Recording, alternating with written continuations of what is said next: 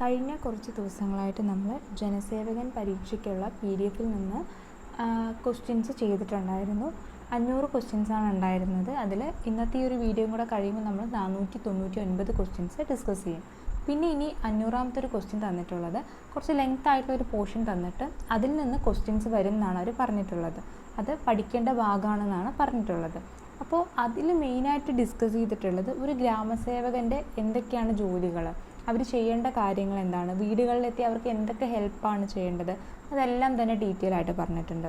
അതുപോലെ ബാങ്കിങ്ങിനെ കുറിച്ച് അതിൽ പറയുന്നുണ്ട്. അതുപോലെ സർക്കാരിൻ്റെയും കേന്ദ്ര സർക്കാരിൻ്റെയും സംസ്ഥാന സർക്കാരിൻ്റെയും വിവിധ പദ്ധതികളെക്കുറിച്ച് പറയുന്നുണ്ട്. അപ്പോൾ ഇതെല്ലാം തന്നെ ഇമ്പോർട്ടൻ്റ് ആണ്. ഇതിൽ നിന്നൊക്കെ ക്വസ്റ്റ്യൻസ് വരുമെന്നാണ് അവർ പറഞ്ഞിട്ടുള്ളത്. അപ്പോൾ ഈ ഒരു ഭാഗം നമ്മളൊരു 1-2 വീഡിയോസിൽ ചെയ്യുന്നതായിരിക്കും. കാരണം അത് കുറച്ച് അത്യാവശ്യം ലെങ്ത് ഉണ്ട്. അപ്പോൾ അത് ഡീറ്റെയിൽ ആയിട്ട് നമ്മൾ അതിൻ്റെ ക്ലാസ് തരുന്നുണ്ടാവും. അപ്പോൾ ഇനി അടുത്ത ക്വസ്റ്റ്യൻസ് നോക്കാം. പ്രമേഹ രോഗികളിൽ രക്തത്തിലെ പഞ്ചസാരയുടെ അളവ് കുറവാണെന്ന് സംശയം തോന്നിയാൽ നൽകേണ്ട പ്രഥമ ശുശ്രൂഷയാണ് ഓറൽ ഗ്ലൂക്കോസ്. താഴെ പറയുന്നവയിൽ വെള്ളത്തിലകപ്പെട്ട ഒരു വ്യക്തിയെ രക്ഷിക്കാനായിട്ട് പ്രയോഗിക്കുന്ന രീതികൾ ഏതെല്ലാമാണ്? വെള്ളത്തിൽ പെട്ട ഒരാളെ രക്ഷിക്കാനായിട്ട് 1 റീച്ച് എന്ന് പറഞ്ഞാൽ കൈ കൊടുത്തുകൊണ്ട്. 2 ത്രോ, രക്ഷപ്പെടുത്താൻ എന്തെങ്കിലും കഴിയുന്ന സാമഗ്രികൾ എറിഞ്ഞു കൊടുക്കുക. 3 റോ, വള്ളമോ തോണിയോ ഉപയോഗിച്ചിട്ട്. 4 ഗോ, നീന്തി ചെന്നുകൊണ്ട് പോയിട്ട് രക്ഷിക്കാം. ഇത് 4ഉം ശരിയാണ്. പ്രകൃതി ദുരന്തങ്ങളെക്കുറിച്ച് മുന്നറിയിപ്പ് നൽകാത്ത സ്ഥാപനം ഏതാണെന്ന് ചോദിച്ചിട്ടുണ്ട്. Centre water resources development and management. സൂര്യാഘാതത്തിന് കാരണമാകുന്ന സൂര്യപ്രകാശത്തിലെ ഘടകമാണ് അൾട്രാവയലറ്റ് റേഡിയേഷൻ. സൂര്യാഘാതത്തിന് കാരണമാകുന്നത് അൾട്രാവയലറ്റ് റേഡിയേഷൻ. ക്ലോസ്ട്രീഡിയം ബോട്ടുലിനം ഏത് വിഷബാധയുമായി ബന്ധപ്പെട്ടിരിക്കുന്നു? ക്ലോസ്ട്രീഡിയം ബോട്ടുലിനം ഏത് വിഷബാധയുമായി ബന്ധപ്പെട്ടിരിക്കുന്നു? ഭക്ഷ്യ വിഷബാധയാണ്. ക്ലോസ്ട്രീഡിയം ബോട്ടുലിനം ഭക്ഷ്യ വിഷബാധയാണ്. CPR സമയത്ത് മുതിർന്നവരിൽ പൾസ് പരിശോധന നടത്താൻ ഏത് ധമനി സ്പന്ദിക്കുന്നത് നിരീക്ഷിക്കുന്നതാണ് ഉചിതം? Carotid artery. താഴെ തന്നിരിക്കുന്ന പ്രഥമ ശുശ്രൂഷാ ഘട്ടങ്ങൾ കൃത്യമായി ക്രമീകരിക്കാൻ പറഞ്ഞിട്ടുണ്ട്. രക്തസ്രാവം നിർത്തുക, ശ്വസനം പുനഃസ്ഥാപിക്കുക, വായു തടസ്സം ഒഴിവാക്കുക, മെഡിക്കൽ സഹായത്തിനായി വിളിക്കുക. ആദ്യം മെഡിക്കൽ സഹായത്തിന് വിളിക്കുക, പിന്നെ വായു തടസ്സം ഒഴിവാക്കുക, 2 ശ്വസനം പുനഃസ്ഥാപിക്കുക, 1 രക്തസ്രാവം നിർത്തുക. അടുത്തത് IT നിയമം ഭേദഗതി ചെയ്ത വർഷം 2009 ഒക്ടോബർ. IT നിയമം ഭേദഗതി ചെയ്ത വർഷം ഏതാണ്? 2009 ഒക്ടോബർ. ദുരുദ്ദേശത്തോടെ കമ്പ്യൂട്ടറിലോ കമ്പ്യൂട്ടർ ശൃംഖലയിലോ അതിക്രമിച്ച് കയറി അതിലെ വിവരങ്ങൾ താറുമാറാക്കുന്ന ദുഷ്പ്രവൃത്തിയാണ് ക്രാക്കിംഗ്. ദുരുദ്ദേശത്തോടെ കമ്പ്യൂട്ടറിലോ കമ്പ്യൂട്ടർ ശൃംഖലയിലോ അതിക്രമിച്ച് കയറിയിട്ട് അതിലെ വിവരങ്ങൾ താറുമാറാക്കുന്ന ദുഷ്പ്രവൃത്തിയാണ് ക്രാക്കിംഗ്. അടുത്ത ചോദ്യം, താഴെ തന്നിരിക്കുന്ന പ്രസ്താവനകളിൽ അബ്കാരി ആക്റ്റുമായി ബന്ധപ്പെട്ട് തെറ്റായ പ്രസ്താവന ഏതാണെന്ന് ചോദിച്ചിട്ടുണ്ട്. അബ്കാരി ആക്ട് പാസ്സാക്കിയത് 1902 ഓഗസ്റ്റ് 5-നാണ്. നിലവിൽ ഈ നിയമം 1967 ആക്ട് 1 പ്രകാരം കേരളം മുഴുവൻ ബാധകമാണ്. അബ്കാരി ആക്ടിലെ സെഷനുകളുടെ എണ്ണം 72. അബ്കാരി ആക്ട് പാസ്സാക്കിയത് കൊല്ലവർഷം 1077 തിരുവിതാംകൂർ മഹാരാജാവാണ്. ഇതിൽ 2ഉം 4ഉം തെറ്റാണ്. അടുത്തത്, ഒരു പ്രതിയെ 24 മണിക്കൂറിൽ കൂടുതൽ കൈവശം വയ്ക്കാൻ പാടില്ല എന്ന് പരാമർശിക്കുന്ന അബ്കാരി ആക്ടിലെ സെഷൻ ഏതാണെന്ന് ചോദിച്ചിട്ടുണ്ട്. അബ്കാരി ആക്ട് 50. മയക്കുമരുന്ന് ദുരുപയോഗം തടയാൻ ഒരു ദേശീയ ഫണ്ട് രൂപീകരണം എന്ന് പ്രതിപാദിച്ചിരിക്കുന്ന NDPSലെ ആക്ടിലെ സെഷനാണ് NDPS ആക്ട് 21. ENA ഇറക്കുമതി ചെയ്യാൻ ലഭിക്കേണ്ട ലൈസൻസിനായിട്ട് സമർപ്പിക്കേണ്ട ഫോറമാണ് ഫോറം 2A. ഒരു ചേരുംപടി ചേർക്കുക എന്ന് പറഞ്ഞിട്ടുണ്ട്. 1985 ഓഗസ്റ്റ് 23, 1985 സെപ്റ്റംബർ 16, 1985 നവംബർ 14 തന്നിട്ടുണ്ട്. NDPS ബില്ല് ലോക്സഭയിൽ അവതരിപ്പിച്ചു. NDPS ബിൽ പ്രസിഡന്റ് ഒപ്പുവെച്ചു. NDPS ആക്ട് നിലവിൽ വന്നു. ഇതിൽ ചേരുംപടി ചേർക്കുമ്പോൾ 1985 ഓഗസ്റ്റ് 23-നാണ് NPPS ബില്ല് ലോക്സഭയിൽ അവതരിപ്പിച്ചത്. 1985 സെപ്റ്റംബർ 16-നാണ് അതിൽ പ്രസിഡന്റ് ഒപ്പുവെച്ചത്. 1985 നവംബർ 14-നാണ് എന്ത് ചെയ്തത്? NDPS ആക്ട് നിലവിൽ വന്നത്. ഇനി ചേരുംപടി ചേർക്കുക. അബ്കാരി ആക്ട് 1077. അതിൽ 4 തന്നിട്ടുണ്ട്. Abkari Act section 4, section 6, section 8, section 10. ചാരായ നിരോധനം. അബ്കാരി ഓഫീസറെ ഗവൺമെൻറ് നിയമിക്കുന്നു.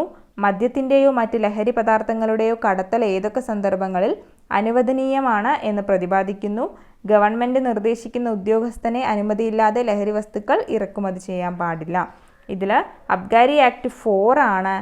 അബ്കാരി ഓഫീസറെ ഗവൺമെൻറ് നിയമിക്കുന്നു. അതുപോലെ അബ്കാരി ആക്ട് 6 ആണ്.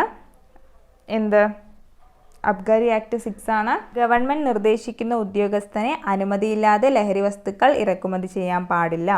അതുപോലെ അബ്കാരി ആക്ട് 8 ആണ്. ചാരായ നിരോധനം. അബ്കാരി ആക്ട് 8 ആണ് ചാരായ നിരോധനം. അബ്കാരി ആക്ട് സെഷൻ 10 ആണ്. മദ്യത്തിൻ്റെയോ മറ്റ് ലഹരി പദാർത്ഥങ്ങളുടെയോ കടത്തൽ ഏതൊക്കെ സന്ദർഭങ്ങളിൽ അനുവദനീയമാണ് എന്ന് പ്രതിപാദിക്കുന്നു എന്ന് പറയുന്നത് ഏതാണ്? അബ്കാരി ആക്ട് സെഷൻ 10 ആണ്. ഇനി താഴെ പറയുന്ന പ്രസ്താവനകളിൽ അബ്കാരി ആക്ട് 1077 ബന്ധപ്പെട്ട ശരിയായ പ്രസ്താവന ഏതാണെന്ന് ചോദിച്ചിട്ടുണ്ട്. മദ്യമോ മറ്റ് ലഹരി പദാർത്ഥങ്ങളോ കടത്തുന്നതിനാവശ്യമായിട്ടുള്ള പെർമിറ്റിനെ കുറിച്ച് പ്രതിപാദിക്കുന്ന സെഷൻ 11. കള്ള് ചെത്തുന്നതിനുള്ള ലൈസൻസ് നൽകുന്നതിനെ കുറിച്ച് പ്രതിപാദിക്കുന്നത് സെഷൻ 21. ഇത് രണ്ടും ശരിയാണ്.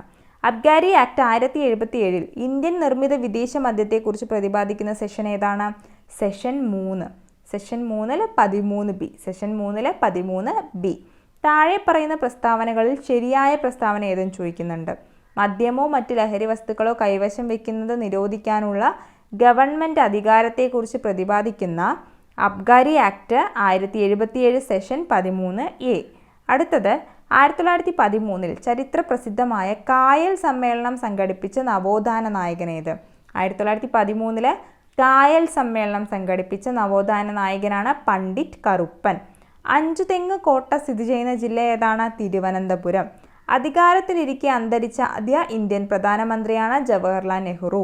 ഐച്ഛിക ചലനങ്ങളെ നിയന്ത്രിക്കുന്ന മസ്തിഷ്ക ഭാഗമാണ് സെറിബ്രം. പക്ഷിപാതാളം സ്ഥിതി ചെയ്യുന്ന ജില്ലയാണ് വയനാട്. രക്തപര്യന വ്യവസ്ഥ കണ്ടെത്തിയതാരാണ്? William Harvey. രക്തപര്യന വ്യവസ്ഥ കണ്ടെത്തിയതാരാണ്? William Harvey. പേശികളെക്കുറിച്ചുള്ള പഠനമാണ് മയോളജി. പേശികളെക്കുറിച്ചുള്ള പഠനമാണ് മയോളജി. ചുവടെ ചേർത്തിട്ടുള്ളവയിൽ വൈറ്റമിൻ എച്ച് എന്നറിയപ്പെടുന്നത് ഏതാണ്? ബയോട്ടിൻ. വൈറ്റമിൻ എച്ച് എന്നറിയപ്പെടുന്നത് ബയോട്ടിൻ ആണ്. മൗലികാവകാശങ്ങളിൽ മൗലികമായത് എന്നറിയപ്പെടുന്നത് ഏതാണ്? അനുച്ഛേദം 32. വേഗപരിധിയുമായി ബന്ധപ്പെട്ട സെഷൻ 112 ലംഘിച്ചാൽ പിഴ ഈടാക്കുന്ന സെഷനാണ് 183. അടുത്ത ചോദ്യം, സെഷൻ 184 പ്രകാരം പിഴ ഈടാക്കുന്നതുമായി ബന്ധപ്പെട്ട കുറ്റകൃത്യം ഏതാണ്? സെഷൻ 184 പ്രകാരം പിഴ ഈടാക്കുന്നതുമായി ബന്ധപ്പെട്ട കുറ്റകൃത്യം ഏതാണ്? ട്രാഫിക്കിനെതിരായി വാഹനം ഓടിക്കുക. ശരീരത്തിലെ മദ്യത്തിൻ്റെ അളവ് കണ്ടുപിടിക്കാൻ ഉപയോഗിക്കുന്ന ഉപകരണമാണ് ആൽക്കോമീറ്റർ. ശരീരത്തിലെ മദ്യത്തിൻ്റെ അളവ് കണ്ടുപിടിക്കാൻ ഉപയോഗിക്കുന്ന ഉപകരണമാണ് ആൽക്കോമീറ്റർ. മാനസികമായോ ശാരീരികമായോ കഴിയാത്തപ്പോൾ വാഹനം ഓടിക്കുന്നതിന് പിഴ അല്ലെങ്കിൽ ശിക്ഷ നൽകുന്നതുമായി ബന്ധപ്പെട്ട MV ആക്ട് സെഷൻ ഏതാണ്? 186. മദ്യപിച്ച് വാഹനം ഓടിക്കുമ്പോൾ രക്തത്തിൽ മദ്യത്തിൻ്റെ അളവ് എത്ര ആയാലാണ് പിഴ ഓർ ശിക്ഷ നൽകുന്നത്? മദ്യപിച്ച് വാഹനം ഓടിക്കുമ്പോൾ രക്തത്തിൽ മദ്യത്തിൻ്റെ അളവ് എത്ര ആയാലാണ് ശിക്ഷ നൽകുന്നത്? 30 mg/100 ml. 14 വയസ്സ് തികയാത്ത കുട്ടികൾ യാത്ര ചെയ്യുന്ന വാഹനത്തിൽ അവർക്കായി പ്രത്യേകം ചൈൽഡ് റെസ്ട്രിയൻറ്റ് സിസ്റ്റം നിർബന്ധമായും ഉണ്ടായിരിക്കണം എന്ന് അനുശാസിക്കുന്ന MV ആക്ട് സെഷൻ ഏതാണ്? 194B. സെഷൻ 128 ലംഘനവുമായി ബന്ധപ്പെട്ട MV ആക്ട് സെഷൻ ഏതാണ്? 194C. ഗതാഗതത്തിൻ്റെ സ്വതന്ത്രമായ ഒഴുക്കിനെ തടസ്സപ്പെടുത്തുന്ന തരത്തിൽ ഏതെങ്കിലും വാഹനം പൊതുസ്ഥലത്ത് സൂക്ഷിച്ചാൽ വാഹനം അവിടെ നിന്ന് മാറ്റുന്നതുവരെ മണിക്കൂറിൽ എത്ര രൂപ വീതമാണ് പിഴ ഈടാക്കുന്നത്? 500 രൂപ വീതമാണ് പിഴ ഈടാക്കുന്നത്. വാഹനത്തിൻ്റെ ഭാരം പരിശോധിക്കാനുള്ള അധികാരവുമായി ബന്ധപ്പെട്ട MV ആക്ട് സെഷൻ ഏത്? 114. MV ആക്ട് സെഷൻ 184 പ്രകാരം ഡ്രൈവർ തെറ്റ് ചെയ്താൽ അല്ലെങ്കിൽ അപകടം സംഭവിച്ചാൽ ബന്ധപ്പെട്ട ഉദ്യോഗസ്ഥർ ആവശ്യപ്പെടുന്ന പക്ഷം ആരുടെ പേരും വിലാസവുമാണ് നൽകേണ്ടത്? ഡ്രൈവറുടെ പേരും വിലാസവുമാണ് നൽകേണ്ടത്. MV ആക്ട് സെഷൻ 134 പ്രകാരം ഒരു അപകടം നടന്ന് എത്ര സമയത്തിനുള്ളിലാണ് ഡ്രൈവർ അടുത്തുള്ള പോലീസ് സ്റ്റേഷനിൽ വിവരം അറിയിക്കേണ്ടത്? 24 മണിക്കൂറിനുള്ളിൽ അറിയിക്കണം. ലൈസൻസ് ഇല്ലാതെ വാഹനം ഓടിച്ചാൽ പിഴ ഈടാക്കുന്നതുമായി ബന്ധപ്പെട്ട MV ആക്ട് സെഷൻ ഏതാണ്? 181. MV ആക്ട് സെഷൻ 183മായി ബന്ധപ്പെട്ട കുറ്റകൃത്യം ഏതാണ്? അമിത വേഗതയിൽ വാഹനം ഓടിക്കുക. സെഷൻ 129 ലംഘനത്തിന് പിഴ ഈടാക്കുന്നതുമായി ബന്ധപ്പെട്ട സെഷൻ ഏതാണ്? 194D.